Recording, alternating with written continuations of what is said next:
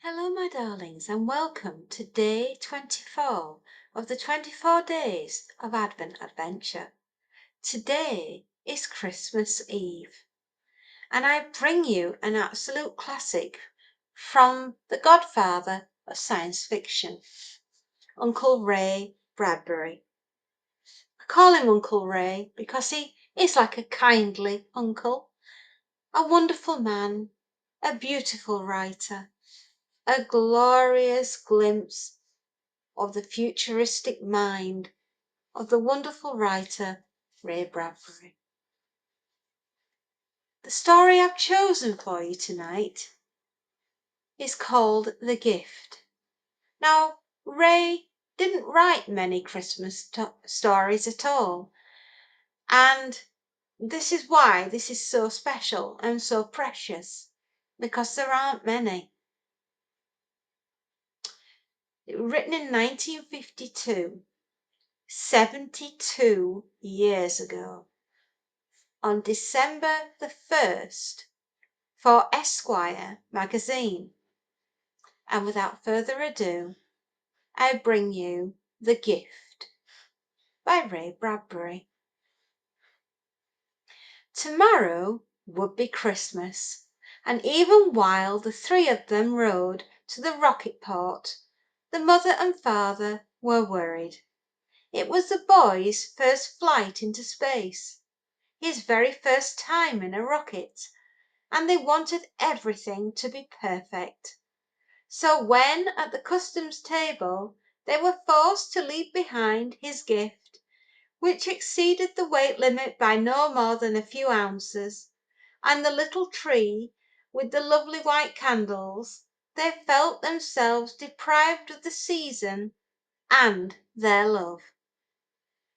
The boy was waiting for them in the terminal room. Walking toward him after their unsuccessful clash with the interplanetary officials, the mother and father whispered to each other, "What shall we do?" "Nothing, nothing. What can we do?" Silly rules. And he so wanted the tree. The siren gave a great howl, and people pressed forward into the Mars rocket. The mother and father walked at the very last, their small pale son between them, silent. "I'll think of something," said the father. "What?" asked the boy. And the rocket took off, and they were flung headlong into dark space. The rocket moved and left fire behind, and left Earth behind, on which the date was December 24th, 2052. Heading out into a place where there was no time at all, no month, no year, no hour, they slept away the rest of the first day.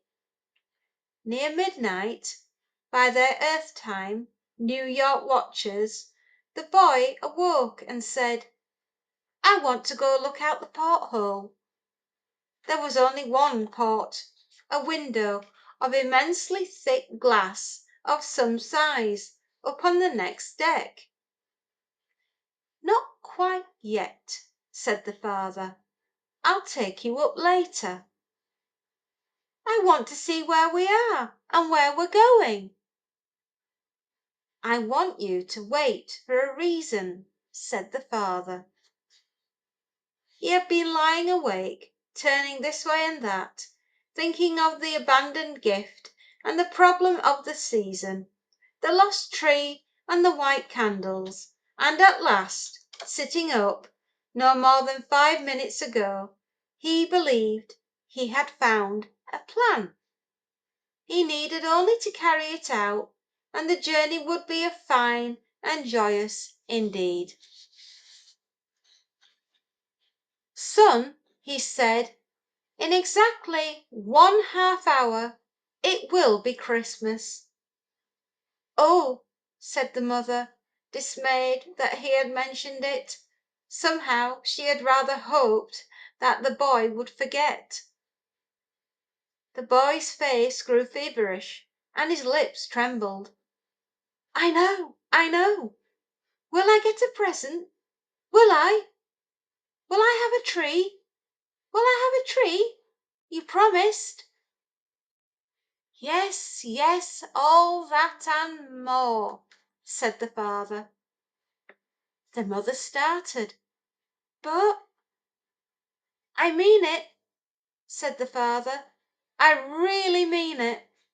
All and more, much more. Excuse me now. I'll be back. He left them for about 20 minutes.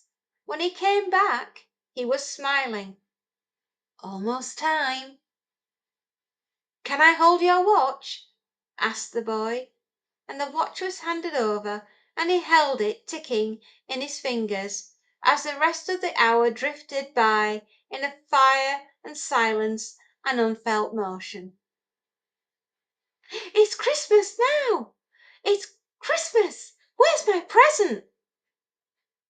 Here we go, said the father, and took his boy by the shoulder and led him from the room, down the hall, up a rampway, his wife following. I don't understand, she kept saying. You will. Here we are, said the father. They had stopped at a closed door of a large cabin. The father tapped 3 times and then twice in a code.